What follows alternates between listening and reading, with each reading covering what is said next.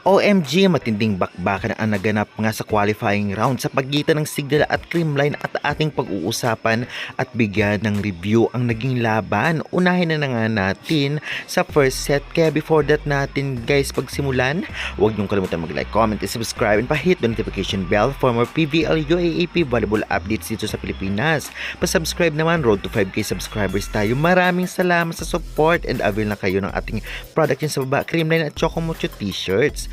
Well, talaga namang sa set number 1, nakita natin na gustong gusto talagang manalo ng Signal dahil nga hirap pantayan o lamangan ng Creamline ang Signal Spikers sa set 1. Hindi masyadong matunog itong ngang si Pons sa set 1 at syempre si Tots Carlos ang gagawa. Samantalang si Valdez ay okay rin naman, nakakapag-ambag naman, ngunit sa receiving medyo talagang target siya. Ganun pa man ay nakaka-recover pa rin ang Creamline, ngunit sadyang tinalo pa rin sila sa set 1. Samantalang sa set number 2, talagang lumamang again, agad-agad ang Signal na parang gusto bang ubusin o tapusin agad-agad ang laban para nga sa semifinal slot. Samantalang sa set 2, grabe, lumamang again agad-agad ito gang Signal at grabe din dito si Pons, talagang naghalimaw at siya ang tumapos ng laban. Grabe din si Valdez dahil sa crucial point ay nanggawa siya, kaya naman masasabi nga natin na halos lahat sila ay nag-ambag at pinaghirapan, especially si Najia at si Carlos na grabe din ang koneksyon. Talaga namang ganda ng laban sa second set as dikit ang score kaya nanalo ang Creamline.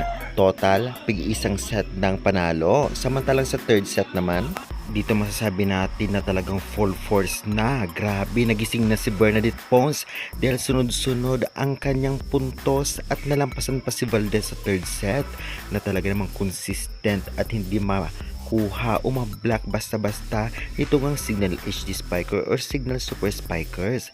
Grabe si Pons at syempre si Valdez ay nakakapag-ambag pa rin at nakikipagsabayan at si Carlos ay medyo tahimik ngunit maganda rin ang reception niya. Samantalang sa Signal naman ganun pa rin si Santos, si Gandler, grabe rin talaga itong ngang si Don Makandili katindig sa pagkuha ng bola o pag-save, kaya talagang hindi nahulog ng bola ang Signal at tinapos nga sa third sets ni Tots Carlos, kaya naman panalo na ng dalawang set ang Creamline at isang set ang Signal. Samantalang sa fourth set naman, lumamang agad ang Signal Super Spikers dahil sa sunod-sunod na error ng Creamline.